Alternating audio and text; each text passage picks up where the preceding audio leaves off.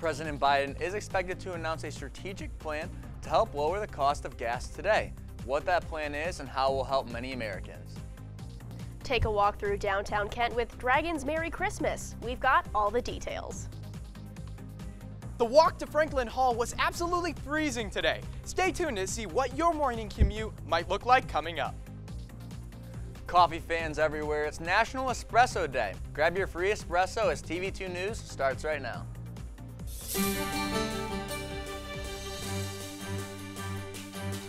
This is TV2 News. Good Tuesday morning, Kent State and all Portage County. I'm Matt Mergen. And I'm Olivia Sharp. Thank you for joining us this morning. A man charged in a head-on collision which killed his passenger requested for a modified bond. This request came after the driver tested negative for drugs during the time of the collision. One judge denied his motion this past Friday.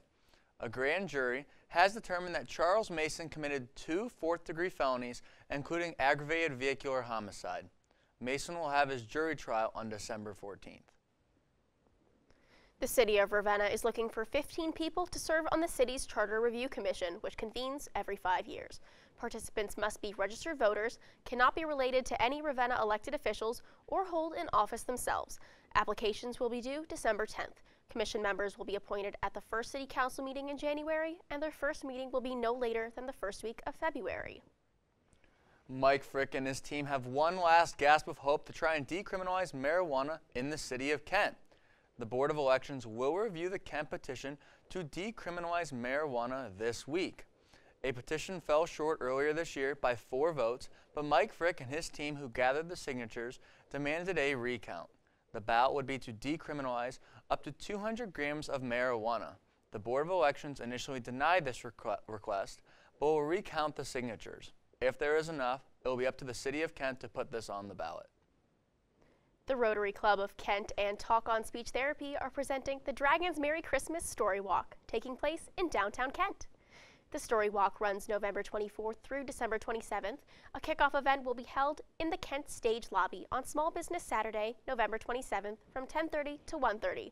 The Story Walk begins at Kent Natural Foods.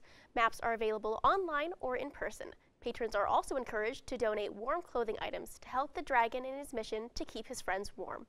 All items will be donated to Kent City Schools.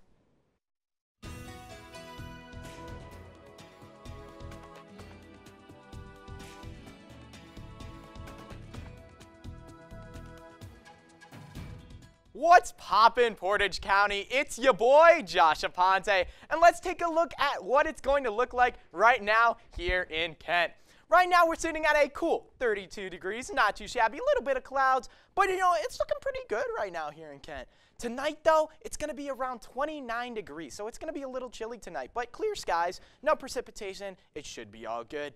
Now we're going to take a look at what is going on here in Northeast Ohio. Right now, we're sitting at those lower to mid 30s right now, so it's not looking too bad. We're sitting at that 32 in Kent, but honestly, you know, it's a little chilly. We're getting into those winter temperatures, and now we're going to take a look at our 7-day forecast. This week is not going to be too bad at all, actually. Thursday and Friday, we're going to see snow and rain, so watch out for that. Get your winter jackets, get those winter hats. Should be all good. Yeah, and it's going to be raining for Thanksgiving on Thursday. Sorry about that, guys. And then it's going to be cloudy for the rest of the week, but honestly, not too bad. That's all I have right now, but make sure to follow us at Kent Wired for any updates. I've been Josh Aponte for TV2 Weather. Thanks, Josh. A COVID-19 outbreak in Aurora's Layton Elementary School has triggered the district's mask mandate. Masks were optional up until this point. In the last week, 57 students tested positive for COVID-19 and were in isolation, as well as several staff members. Parents are concerned with the district's lack of a long-term mask mandate as the Delta variant spreads through Ohio. COVID-19 hospitalizations in Summit County continue to rise, and health officials warn of another potential post-holiday surge of the virus. 212 people were hospitalized for COVID countywide, and 4,000 were hospitalized statewide on just Monday. Health officials are pushing for vaccines now more than ever before the holidays. We are celebrating Thanksgiving again in a pandemic, but this year might be a little more normal to vaccines. But experts have some tips on how to have the safest Thanksgiving possible. Mandy Gaither has more in today's Health Minute. A Of all the things for which you're thankful, another holiday in a COVID-19 pandemic probably isn't one of them. This year is going to be the most highly variable Thanksgiving celebration that we've probably ever seen. CDC guidance for a safe Thanksgiving is more relaxed than last year. For fully vaccinated families, getting together can be done safely. There's not enough time for kids ages 5 to 11 to become fully vaccinated by the holiday, but having a first dose of vaccine does provide a good deal of protection, says Ian Gonzenhauser with Ohio State University Wexner Medical Center. Many of those celebrations where the kids are getting vaccinated early, you can rest assured that the majority of adults are likely also vaccinated. So those are going to be very safe environments. The concern lies with gatherings among people who are unvaccinated. For those who haven't rolled up their sleeves, the CDC says to wear a well-fitted mask indoors. If you're vaccinated but live in an area of high transmission or you're around someone with a weakened immune system, it's recommended you wear a mask as well. The agency says outdoor celebrations are safer and advises a delay in travel plans until you're fully vaccinated. If multiple households are getting together, another layer of protection is COVID-19 testing. To make sure that that celebration can be safe and nobody takes home the wrong kind of memory or souvenir in a COVID infection. For Health Minute, I'm Mandy Gaither. Airports are getting crowded as people begin traveling for the holidays, but many are facing delays and cancellations. Find out more ahead. The Cavs took on the Brooklyn Nets again last night. I've got all the highlights coming up on my sports block. Julie was always a voracious reader. She'd carry 2 novels on an airplane because she'd read on a 3-4 hour ride. And at some point, I began to notice that she would read a page and couldn't remember what she had just read, and she'd have to go back and read it again. I don't remember much these days after I read, but less does for me, and I love it.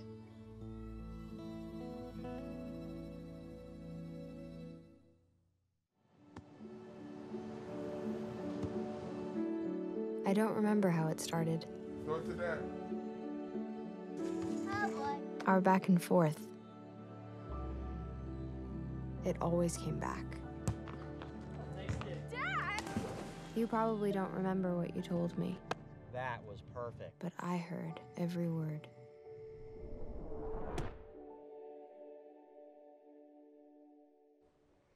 Authorities are advising that businesses have extra IT workers on call this holiday season in case of ransomware attacks similar to the ones that were experienced on the 4th of July holiday. Hackers tend to strike around the holiday season knowing that less workers are on call, hurting the response times of IT teams. Authorities are encouraging organizations to evaluate and implement contingency plans. President Joe Biden on Tuesday will announce the release of emergency oil reserves to combat high energy prices. The Department of Energy plans to release 50 million barrels of oil from the Strategic Petroleum Reserve. This release will be in coordination with many other countries who are also experiencing a lack of oil supply. Americans hope this release will decrease the current gas prices that have skyrocketed in 2021. As the holiday season approaches, many who are looking to travel may have a tough time as widespread flight cancellations and excruciating wait times continue to become a problem for airlines. The Transportation Security Administration stated they expect to screen more than 20 million people over the next 10 days as people gather for the holidays. Airlines are struggling to keep up and have had to cancel over 4,000 flights in the past 4 days due to weather. One of America's biggest retailers made a shocking announcement. Target announced that no longer will be open on Thanksgiving Day from here on out until further notice. Target stated it started its holiday sales earlier this year in preparation to be closed on the holiday. Target, along with many other retail stores, were closed last year on Turkey Day due to the pandemic. Walmart and Kohl's will also be closed on Thanksgiving. And now, your TV2 Sports Report.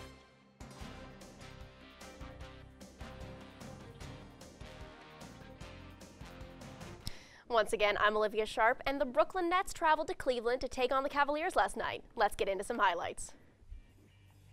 So we are once again visited by Kevin Durant. Unfortunately, the Cavaliers lost the last time, but we pick things up in the fourth with the Cavs trying to mount a comeback. Lauri Markkanen making a clutch three-pointer. This is his first game back in 21 days.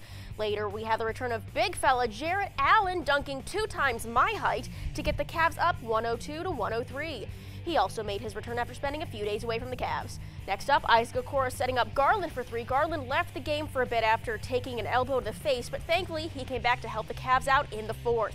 Kevin Durant trying for 3, but he doesn't manage to make it in, but Aldridge gets the offensive rebound and punches it in for 2. Now we have Davis Mills shooting a clutch three-pointer to put the Nets up 109-105.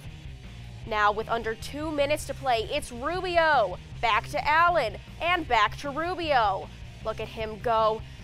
I always thank him for saving me in fantasy basketball and helping out the Cavaliers. Thanks for those 28 points, but it was not enough, and the Cavs fall 112-117. The Cavs are back in action tomorrow night against the Phoenix Suns. For more Kent Sports, follow us at TV2 KSU Sports. Taylor Swift and Kevin Smith are in the entertainment spotlight today. David Daniel has all the details in today's Hollywood Minute.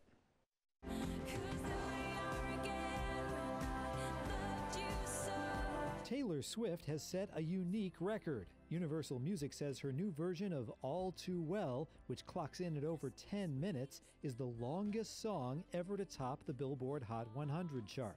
The previous record holder was Don McLean's American Pie at a mere 8 minutes 42 seconds. You could see this intensity in his eyes. This is what I've been waiting for my whole life. I want to do this. Kevin Smith is the subject of Clerk, a new documentary about the indie filmmaking icon. And to no one's surprise, he really likes it. I'm not one of those filmmakers like, oh, I don't like when people talk about me. I'm like, oh, I foster the conversation. I love the sound of my own voice. So it was weird to watch the documentary and be so into it because not only am I a big fan of the subject matter, the guy who does most of the talking in the movie is like my favorite talker on the planet. So I could listen to him for hours. Clerk is now available on digital platforms. In Hollywood, I'm David Daniel. Tuesday is National Espresso Day, and Dunkin' Donuts is celebrating with a giveaway of 1 free espresso to each of its reward members. Members who order a medium or large espresso drink on Tuesday will receive a coupon for a free drink that can be used through December 7th. Now, guys, I'm going to be honest with you. I've never had an espresso before. No? Nope, never have. Dude. I love coffee. I've had coffee before. Never had an espresso, though. It is so good. I have espresso in a lot of the drinks that I get from Starbucks. Pretty much like every morning. For sure. I had one this morning. What's your go-to Starbucks drink? So I like the Frappuccinos personally. That would be my go-to for any Starbucks drink. And then Dunkin', it's got to be like the caramel iced coffee. Absolutely. Sure. Love Dunkin's frozen coffee. That's really good. For sure. And that will do it for this morning's Tuesday FlashCast. Thank you for tuning in. To stay up to date on all the latest news, be sure to follow us on social media at Kent Wired and visit kentwired.com. I'm Olivia Sharp. And I'm at Mergen. Have a safe and happy Thanksgiving, Portage County.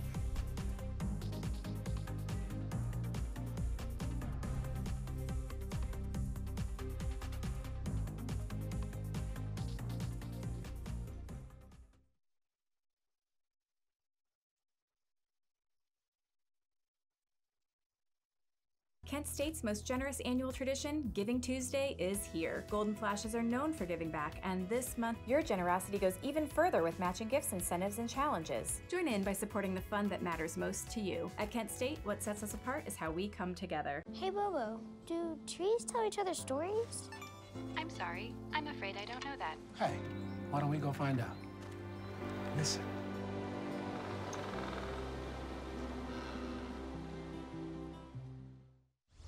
Myth. If you get COVID-19, you'll recover after a few days. That myth is false. We're only just beginning to understand the effects of COVID-19 on the human body, as we're starting to see more and more people identifying as long haulers who are having symptoms for weeks, if not months, after their initial infection.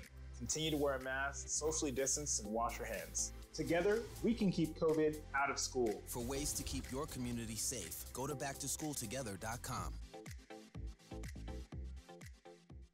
When I was your age, I was just like you, fascinated by stars.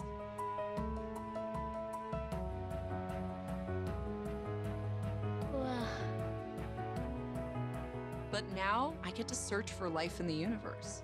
And who knows? Maybe life is looking for us, too. So we're like aliens to them? Yeah. Does anyone want to be a scientist now?